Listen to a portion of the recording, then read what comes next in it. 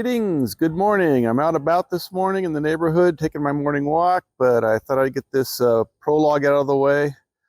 This next video here is the continuation of my previous video on dual booting. I'll actually be dual booting a Arch Linux Windows 11 system in VirtualBox, which ought to be an interesting experience since I haven't done that one before. And we're going to see how it works out. I think we're going to have to make some definite adjustments to Windows 11 to get it to even start up. Anyways, this is continuation, VirtualBox, Windows 11, Arch Linux, dual boot. So here we go.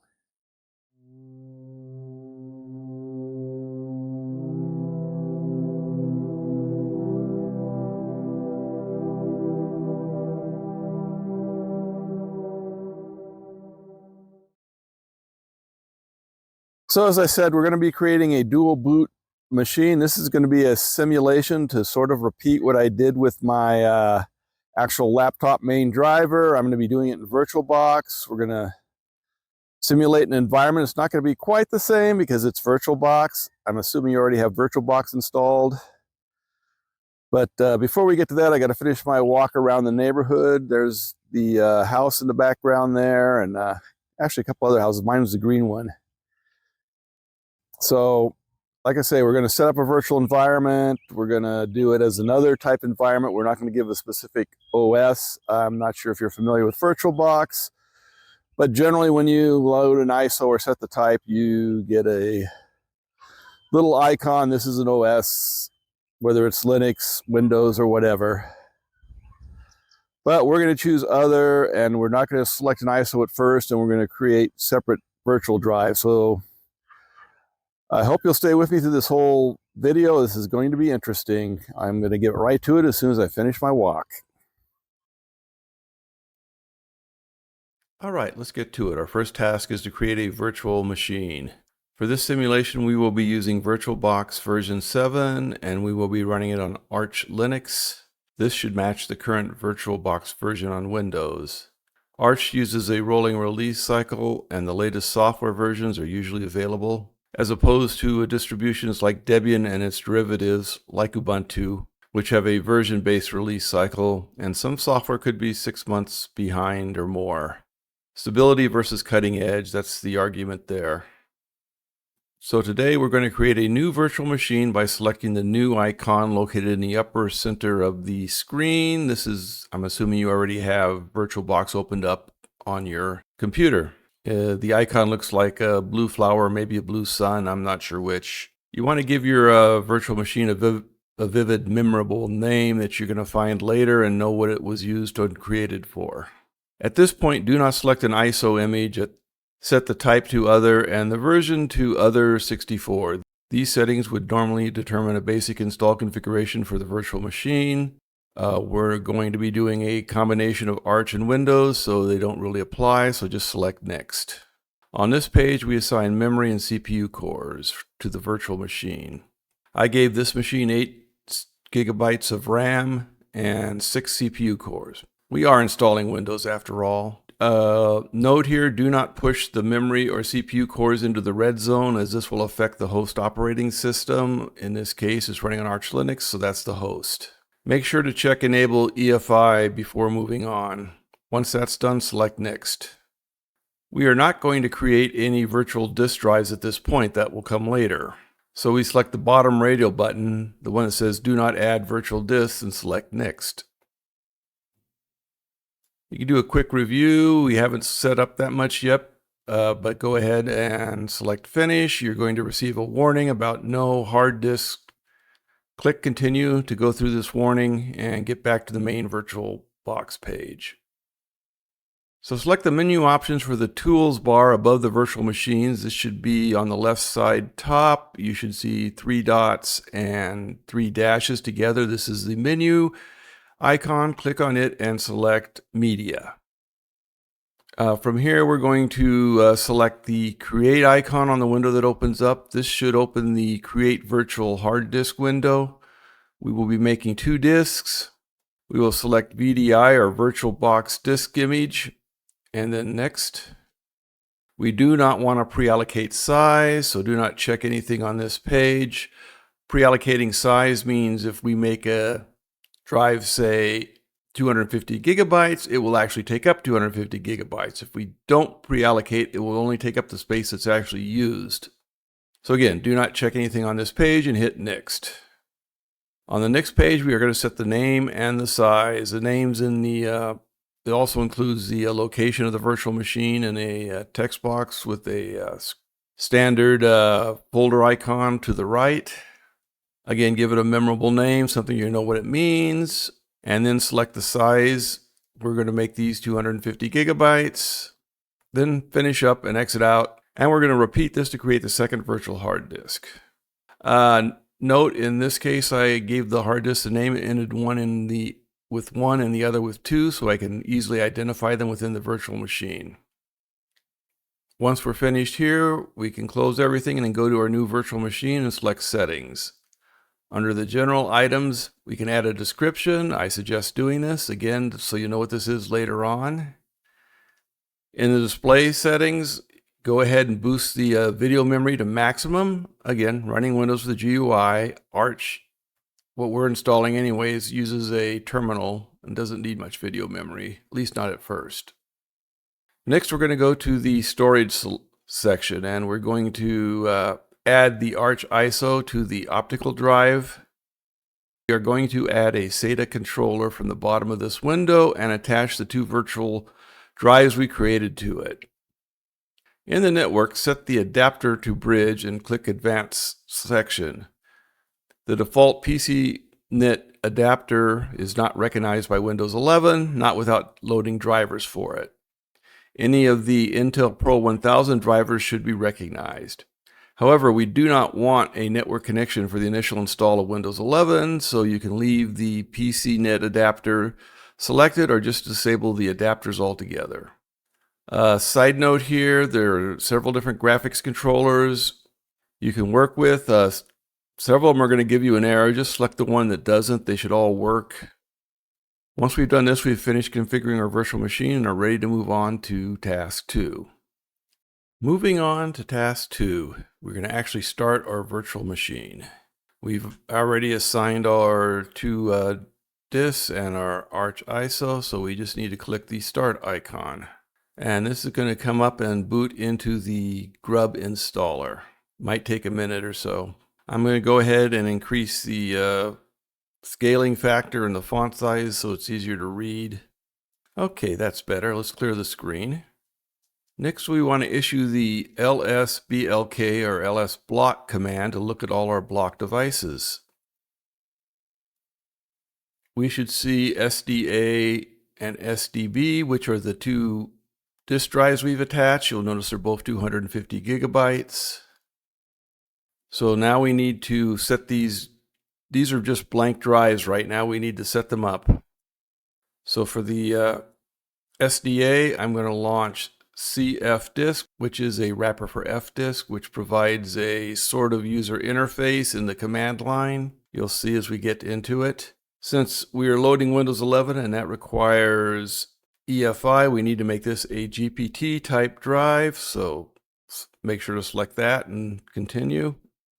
Now in cfdisk, we have a list of commands along the bottom, and we can use our arrow keys to move between them. Up at the top, we have a description of the disk, and then we have the free space or partitions display in the middle. We're going to go ahead and create our first partition. This is going to be the EFI partition since this is the first disk. Side note, EFI does not have to be on the first disk or even in the first partition slot. It can be anywhere, but we're just putting it there. It's going to be 512 megabytes. And you can see now that we've created the partition, the next thing we need to do is change its type as it's currently set to a Linux file system. So we tab over to type and we select EFI system. And you can see we've changed the type. Next, we want to create another partition. This will be our data partition. If you looked at my previous video, and this is going to be a Linux file system type, which it is by default, so we don't have to change the type.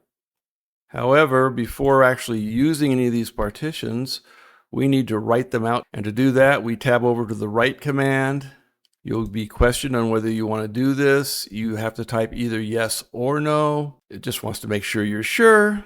And they'll be written, and then we can go ahead and quit. Next, we can go to our SDB drive with cfdisk. Again, cfdisk/dev/sdb. Make it a GPT disk.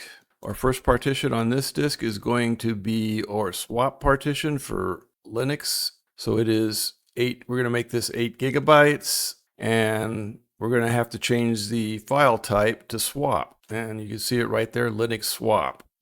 Then we're going to create a second partition, and this, again, if you watched our previous video, will be our storage partition. And it will be type Linux system file. It'll be a Linux file system type. So all we need to do now is write our changes and then exit cfdisk with the quit. If we do an lsblk again, we can see our new partitions we've created: SDA1, SDA2, SDB1, SDB2.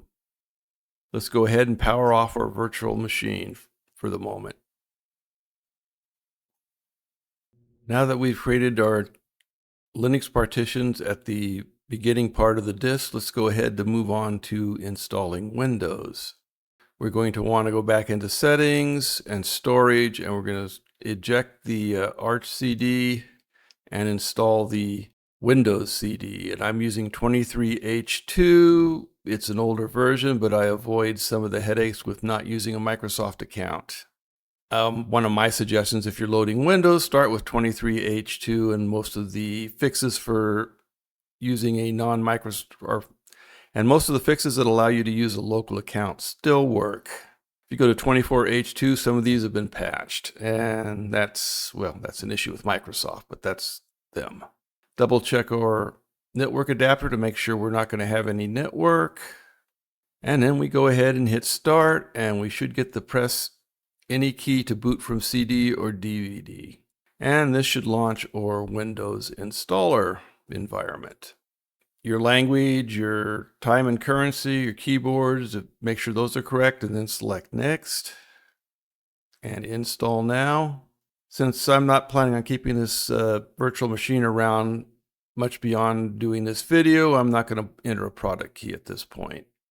Don't feel like wasting one on this VM. When you get to this screen, you're going to need to select your Windows 11 version you want to install, but before doing that, probably should have led with that. Before doing that, we're going to have to click the Shift F10. This will open a terminal, and then we're going to enter regedit, which will open the registry editor. We're going to add a new key and add some new values that will allow us to actually install Windows 11 on a virtual machine, because you can't normally do this. So go to the H key local machines, go to System, and then Setup. And then we're going to right click and create a new key. And we're going to call this new key Lab Config. Once we've created this key, we can go over to the right window and right click, and we're going to create a new D word, 32-bit. You're going to notice a pattern. We're going to create 4 D words here, and you're going to notice a pattern in this creation. The first one, bypass TPM check. The second one is going to be bypass secure boot check. These two might do it. I didn't really try, just put all the keys in there, but these two might do it on their own. But again, it doesn't hurt putting the rest of the keys in there, or the rest of the values in there. Next one is bypass RAM check. And then finally, bypass CPU check. Once this is done, we're going to go ahead and set the value of all of these D words to 1. And then we're going to close out of the registry editor and close out of the terminal. And now we're in a spot where we can go ahead and continue with the install. So click next once you've selected your Windows version. You get the software licensing page. If we hadn't done those additions to the registry, we would have gotten an error here saying your computer doesn't meet the minimum standards or something like that for loading Windows 11. But since we added those registry keys, we just go right to the licensing agreement. After the licensing agreement, we come to the partitioning in part of Windows setup. You can see the partitions we already created.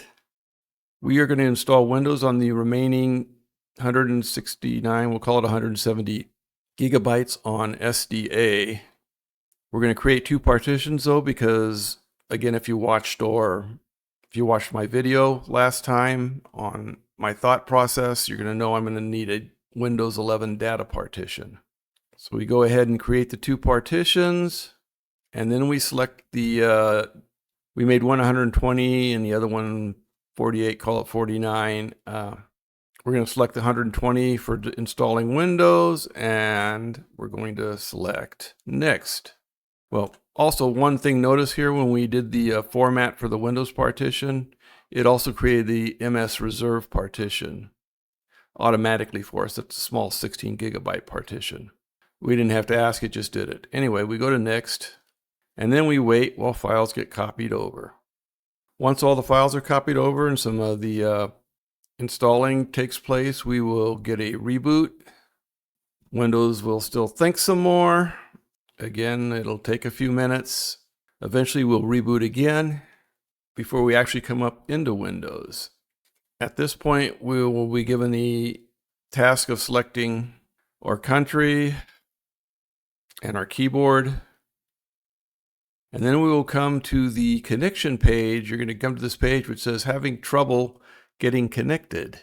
If you didn't secure the network, you wouldn't get this page. You'd get a computer name, then a Microsoft account page. But there's not much we can do here, so we're going to have to do some more command line stuff. Imagine that, doing command line stuff in Windows. Will wonders never cease? Anyway, we're going to do Shift F10 to bring up the terminal. And then we are going to type OOBE/bypass NRO and hit return. This will take us to back to the start of the installer page we were at, where we select country and keyboard. And when we do that, we'll come back to the no connection page, but we will notice at this point now we have a new option. I don't have internet. Click on that. And then we're going to have a new option here, continue with limited setup. Basically, a limited setup means you don't have a Microsoft account. And that's basically about all it means as far as I've been able to tell. I mean, I'm sure there's a few things you can't do, like you can't open the Microsoft Store unless you log into your Microsoft account, or there may or may not be some updates you can and cannot get. I'm not sure, but I've never had an issue. So click continue with limited setup. Then we're going to create our local account. Note here, we've totally bypassed giving the computer a name, so you're going to probably have to rename your computer once you actually get into Windows proper. There should have been a skip on the security question features, but there isn't, so we got to create our 3 security questions. I give them all the same answer. Again, this VM's not going to be around that long, so security is not an overarching concern. However, if you're installing this on your computer and it might be around for a while, then you might have more of a concern there. Next page, we can turn off all the Microsoft spying options. Excuse me, the telemetry options. I call it spying, whatever. And then we'll wait a little longer before we actually boot into Windows itself. At this point, you can go ahead and create your data drive. You can go ahead and clean up Windows, add programs, whatever you want. You'll notice right now we have no internet connection. You look around a little, you see everything functions pretty much as it functions, but we need to take care of the internet connection at some point. Let's go ahead and shut down again.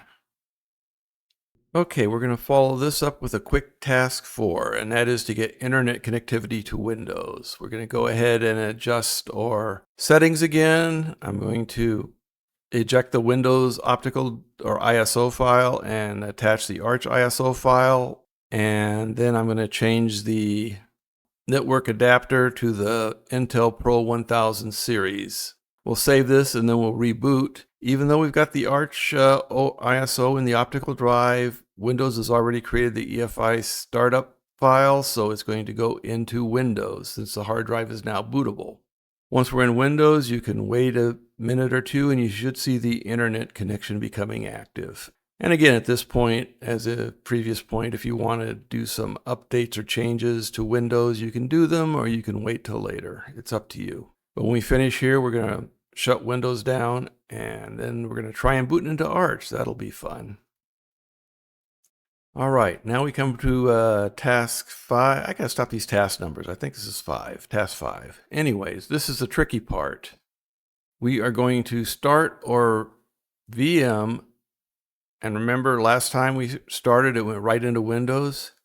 As soon as we start it, we're going to start hitting the escape key. Our timing's got to be just right. You may have to do this a couple times, restarting your VM and hitting escape, but when you get it right, you will end up at this window here, which is the VirtualBox EFI menu. From here, we want to go to down to Boot Manager, and then we want to select the CD-ROM drive to boot from, which is our optical drive, and this will launch the Arch installer. And we'll wait a minute or two for this to boot up. One thing about the Arch installer, it's going to be a bit more complicated than doing things in Windows, and I might have to wait a while and come back to this. I've got some other things I need to do, but well, for you it won't matter. It'll be like one continuous video. Anyway, once we get the into the command line of the Arch installer, let's go ahead and adjust our font again. Set font TER-H24B, easier to read. We can take a LSBLK again, and we can see the new partitions we created: SDA3, SDA4, and SDA5. Let's go ahead and run cfdisk on dev SDB, and we will make an Arch partition out of the final space on this drive. And it's going to be type Linux file system, so we just need to write and then quit. Now if we do ls block, we can see we've got an SDB3. At one point, it's going to become important to remember these partition names, because it's a little confusing in the way we're going to set up Arch. I'm not taking the simplest install. I'm doing Arch how I do Arch. That's best I can say on that. Anyway, we'll do an IPA to make sure we've got internet connectivity. That's IP space A, and any of your IP command, your internet commands for your TCP IP address, you're going to use the IP command. But you can see here we've got a local address set up for ENP0S3. So we have internet connectivity, or we should have. Next thing I want to do in Arch is the time date CTL. This is going to be important for when we get around to installing packages. In order for the package manager to work, the system clock synchronized has to be set to yes. This should happen automatically. However, by default, Arch is pulling time data from the Arch NTP servers, and depending on where you are in the world and the quality of your network connection, you may or may not get a time synchronization. In this case, we didn't. So we need to edit a file. The file is in etc/systemd, and it's timesyncd.config. And if we scroll down a little bit, we can find the NTP line. It's commented out, so delete the hash mark. And then you can go to a site like ntp.org and find NTP servers for your area of the world. I'm in the Philippines, so I'll be using the Asia servers. There's 4 of them: 0.asia.pool.np.org, and then 1, 2, and 3 respectively. Save my file and exit. Then I'm going to have to restart the time synchronization system with the system control restart, systemd timesync C, timesync D, systemd timesync D. And now if I do time date CTL, you'll see we do have system clock synchronization, so we will be able to continue with this Arch install. First thing we do on the Arch install is we update our repository database with the pacman command. It's -S for sync, and then Y updates our existing repositories. And we're ready to move on. Okay, let's list our drives again. Our next task is going to be to format our unformatted drives. SDA1 should have already been formatted by Windows as FAT32 when we ran it. So we need to format SDA2, SDB1, SDB2, and SDB3. SDB1 should be formatted as a swap partition. So we're going to use the mkfs or make file system, and then .ext4, as that's the file system we're using in this simulation. And then our drive number, which would be in the dev directory. I should mention the dev directory. I keep saying that. Device directory. Everything in Linux is a file, so all your various devices have an entry in the dev directory, and that's how you point to them. In the case of our disk drives or hard drives, it's going to be SDA, in this case, partition number 2, so SDA2. And it's formatted. Quick note here, as we're moving along, if you're using, say, M2 slots, it might be NVMe instead of SDA. There could be a couple different things, but it's most likely going to be either NVMe 0, NVMe 1, SDA, SDB. That's going to be something like that. Done. Now, to make a swap partition, we're not going to use mkfs. What we're going to use instead is make swap, or mkswap. Works the same. And this is going to be dev sdb1. As I said, it's not hard, it's just a little tedious, and it can be a little confusing at sometimes doing a Arch install. If you're not up to this, like say ls Linux Mint, it's much easier. Anyway, we've got our drives formatted now. It's time to move on. Now that our drives have been formatted, it's time to mount them. Again, I'm doing something that's well beyond a normal Arch install, so it's going to be a little confusing. If you're just using a single drive or whatever, it's simple. It just depends on how you do things, I guess. What works for you? One of the reasons I like Arch is I can do things like this that other OSs, other Linux distros give me a hard time about. So mounting. Our Linux main drive is going to be SDB3, so we want to mount that to the /mnt, which is a temporary mount point in the Linux file structure. Next, we're going to want to create some directories. So we're using makedir. The -p option will create all the directories preceding our final directory. So in this case, it'll make the directory boot as well as the directory EFI.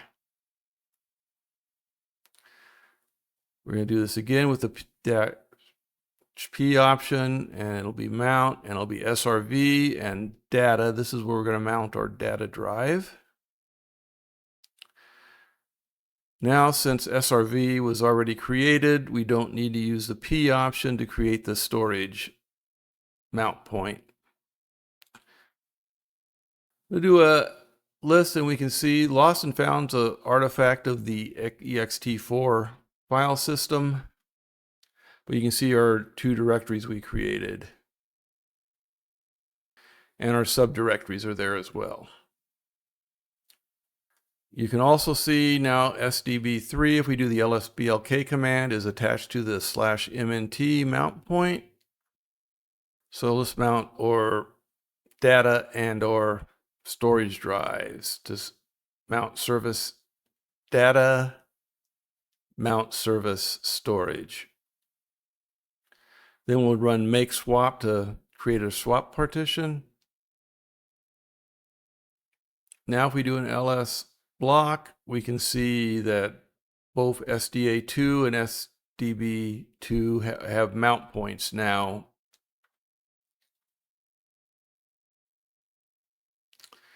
And we're about ready to, well, we got to turn the swap on, but, well, we don't necessarily need to turn the swap on. And we're about ready to go ahead and install the system. So that's our next task, installing. Onward to the install. We're going to use a command. Okay, we're going to use a program called,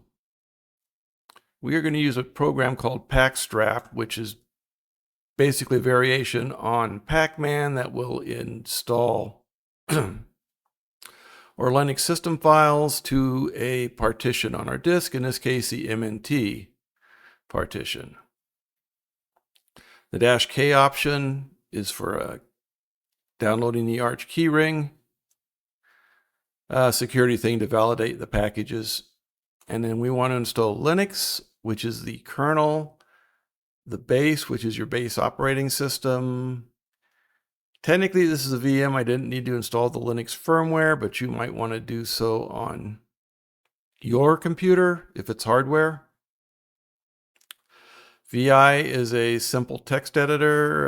Well, some people might say it's not too terribly simple, but it's a text editor. Sudo for when we add a non-root user to give them administrative access. Network manager to run our network.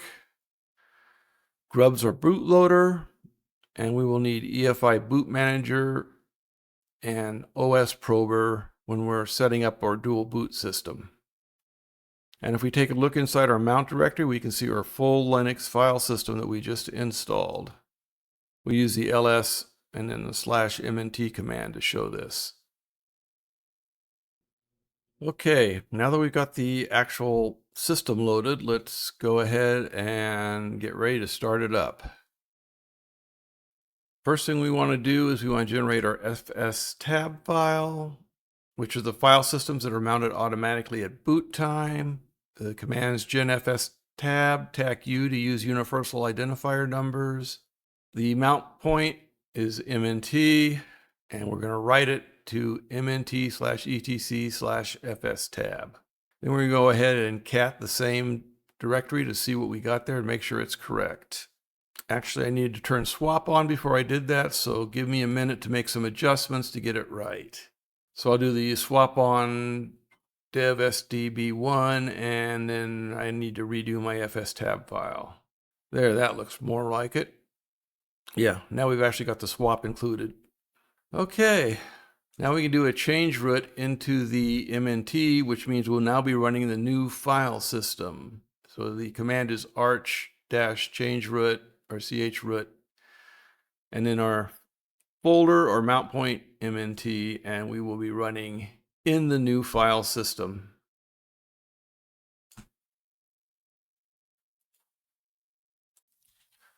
Okay, sorry that got a bit confusing with the fstab because I forgot to turn the swap on. Hopefully it didn't bother you too much. So let's do a few things in the change root environment to make sure we're ready for a reboot into the actual environment. Well, we're in the actual environment. It's complicated. Well, it's not complicated, just it's the way it is.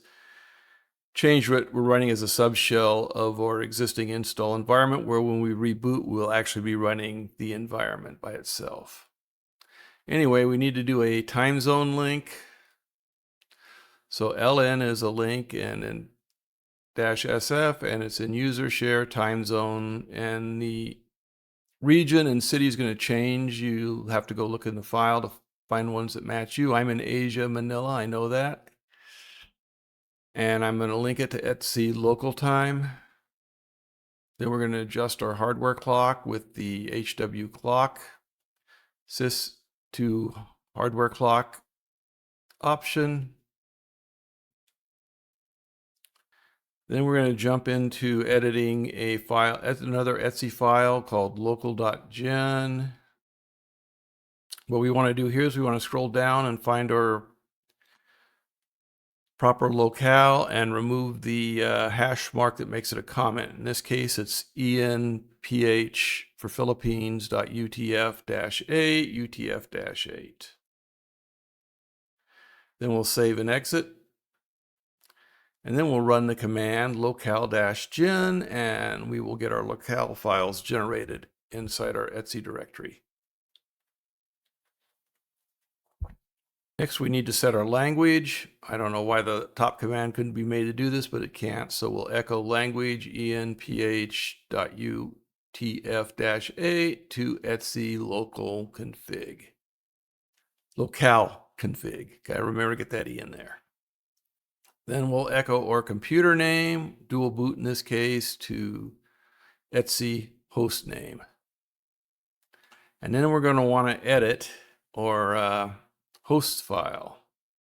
We're basically going to add two entries, 1.27.0.0.1, which is the localhost feedback, and then 127.0.1.1, which is our computer. And we want to map that one to dual boot. We can save this file. And now we're going to need to edit the etc default grub configuration file. We want to be able to, we're going to want to be able to detect the Windows operating system. So we're going to scroll down towards the bottom of the file and remove the hash mark that makes grub disable OS prober equal false. This is sort of like a reverse logic statement. You need to turn it on to make sure that we'll probe for OS. It would seem the other way around, but yeah, take my word for it. You need to enable this line to probe for any other OSs. We can go ahead and save. At this point, we want to mount our EFI drive to that's dev sda1 to boot/EFI. And then we're going to run the grub install command. Our target, x86 64-bit EFI. Our EFI directory is boot/EFI, and our bootloader ID is grub. And hopefully we get finished with no errors. Next thing we want to do is make our grub configuration file. So grub-make config-o to boot grub.cfg. And you're going to get a warning about OS prober, but it's only going to find the grub bootloader and our Linux operating system. This is because we're operating in the change root environment. We're going to do this again once we actually boot into this, and it should find Windows. But moving on, let's go to EFI boot manager and just enter that, and this will give us a bunch of information. First, our boot current is 0001, which if we look at 001, that's the UEFI CD-ROM. If we look at our boot order, 007 is grub. Oh, that's cool. 0005 is Windows. Okay. I've done this before and had Windows still be first in the boot order and then grub second. We don't want that. We want grub to be first. The way you sort of fix this is you use the EFI boot manager with the capital O option to clear your boot order, and then with the small o option, and you give your file you want to boot off of. So again, you need to do the capital O to clear the boot order, and then you need to give your file name, or not your file name, but your bootloader name, which in our case here is 0007. And that should be it for this. We can go ahead and exit and power down. All right, I think we're getting to the home stretch here. Let's go ahead and reboot. Now that we powered down, well, we can eject the Arch CD to start with. We don't need it anymore. And like we needed to do, we're booting into the grub bootloader. This is the grub bootloader screen. You can see we have Arch Linux. We don't have Windows listed here, but let's go ahead and boot into Arch. Double check our boot manager. Let's go ahead and remount dev sda1 to boot EFI like we did before. You can't scan this you can't scan the EFI partition unless it's mounted. And then we'll run the grub make config again. And you'll notice this time it found Windows Boot Manager, adding boot menu entry. So since we booted up into the real environment instead of a changed root environment, it was able to scan the EFI folder and find the Windows information and add it to grub. So when we turn around and reboot, you can see grub now has a entry for Windows Boot Manager, which actually boots you into Windows. And if you run Arch, you go into Arch. At this point, you can start doing system cleanup, system configuration, personalization, whatever you want to do. We're pretty much finished. We're dual booting. Obviously, if you want a GUI in Arch, you got a lot more programs to add. You got some stuff to do in Windows, but we're there basically. We're able to dual boot. And in a virtual machine to boot. Oh, wow. That didn't come out right. Okay. Well, that was my video. It was a lot longer than I thought it was going to be at the start. You don't really want to do this unless you got a good 2 or 3 hours to hang out in front of your computer. The video's not that long. I fast forwarded through some of the slower spots. But we did it. We successfully installed Arch and Windows 11 in a dual boot configuration on VirtualBox. So I feel like I've actually accomplished something today. I will say that after about halfway through, I was getting a little, I don't know, fuzzy on the whole thing. I think I had a few senior moments there. I'm going to try and highlight them in the video so you'll know which ones they were. I know I made a big issue out of the fstab file. I did that wrong. I forgot to mount the swap partition before I created it. Anyway, I hope you enjoyed the video. The important part was the last maybe 15 minutes where we actually talk about how you set up a dual boot system. The rest of it was just installing Windows and Arch. So anyways, I hope you enjoyed it. I hope you like. Send a comment, subscribe. I do appreciate the subscriptions. It's a small channel. I'm doing this as a hobby, but it's always nice to know people appreciate what you're doing and get your comments, and it just lifts me up and makes me want to continue doing this. So thank you all.